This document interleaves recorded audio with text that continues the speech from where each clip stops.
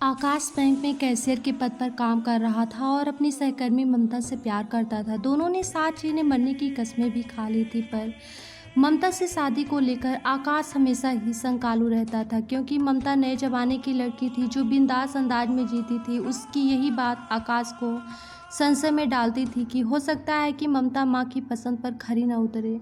आजकल की लड़कियों को देखो, टॉप के अंदर से ब्रा की पट्टी दिखने से उन्हें कोई परहेज नहीं है। हमारे समय में तो मजाल है कि कोई जान भी पाता कि हमने अंदर क्या पहन रखा है। माँ की इस तरह की बातें सुनकर तो आकाश का मन और भी फीका हो जाता था। आकाश की एक बहन थी मालती, जो अपने माँ पापा के साथ रहती थी। आकाश खुशी खुशी 2 दिनों बाद ही ममता को घर ले आया। ममता आज पीले रंग के सलवार सूट में थी। उसने अपने बालों को खुला छोड़ा हुआ था, जो बार बार उसके माथे पर गिर जाते थे और जिन्हें बड़ी अदा से सही करती थी वह। ममता ने उन्हें बताया कि घर में उसके माँ बाप और ममता ही रहते हैं और पापा कैंसर से पीड़ित हैं, इसलिए घर चलाने का जिम्मा भी उसी पर आ पड़ा है। इस प्रकार की औपचारिक बातों के बाद ममता ने माँ और मालती से विदा ली। ममता के जाने के बाद आकाश अपनी माँ का निर्णय जानने के लिए मचल रहा था। माँ ने इस सस्पेंस को थोड़ी देर बनाए रखना उचित समझा, लेकिन आकाश की हालत देखकर उन्होंने हंसते हुए इस रिश्ते के लिए हामी भर दी थी। अगले दिन बैंक से निकलने के बाद आकाश और ममता कैफे में गए और अपने भविष्य की तमाम योजनाओं पर विचार करने लगे। दोनों की आंखों में रोमांस और रोमांच का सागर लहरा रहा था। वापसी में शाम ज़्यादा हो गई थी और अंधेरा घिराया था। आकाश ने ममता को खुद ही उसके घर तक छोड़ने का मन बनाया। अब रास्ते में आकाश की बाइक पंचर हो गई, सीट पंचर हो गई, मैकेनिक देखना पड़ेगा। इधर उधर नज़र दौड़ाने लगा था आकाश। ठीक उसी समय वहाँ पर 3-4 मुस्टंडे कहीं से प्रकट हो गए।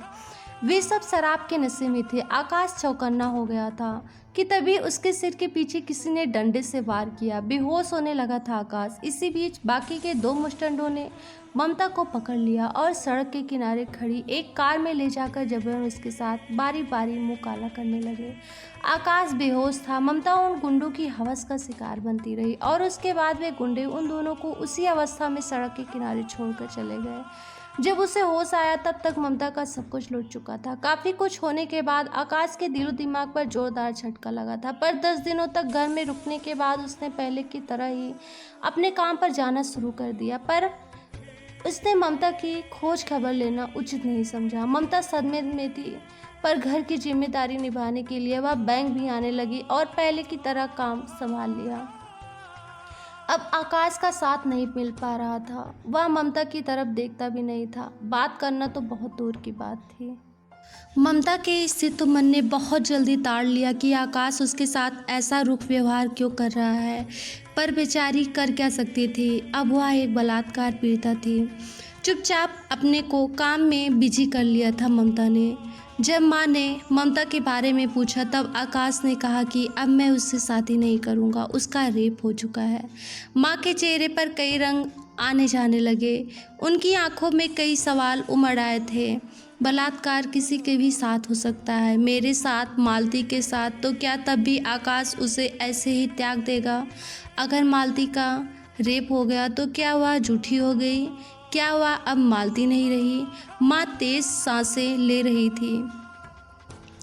काफ़ी देर बाद भी जब आकाश टस से मस न हुआ तब माँ ने उसे वह राज बताना जरूरी समझा जो अभी तक छिपाया था। और अगर किसी ने तेरी बहन मालती का बलात्कार किया तो तब भी तेरी बातों में ऐसी ही कड़वाहट रहेगी। क्या मतलब है आपका माँ? मतलब साफ है, मालती का रेप हमारे फ्लैट के पड़ोस में रहने वाले उस 55 साल के बूढ़े ने किया और तब से मालती किसी के साथ भी सहज नहीं हो पाती और गुमसुम रहती है।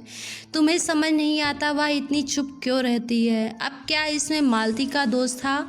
इस समय वे सिर्फ आकाश की माँ नहीं थी, बल्कि उन तमाम औरतों का प्रतिनिधित्व कर रही थी जो बलात्कार की शिकार थी। आकाश कभी रोती हुई माँ की तरफ देखता तो कभी मालती के कमरे के बंद दरवाजे की तरफ। उसके दिमाग में ममता का चेहरा घूमने लगा था। अगले दिन शाम को बैंक से आकाश का फ़ोन आया। माँ, मुझे आने में देर हो जाएगी। आज मैं और ममता मैरिज प्लानर के पास जा रहे हैं अपनी शादी की तैयारी के लिए।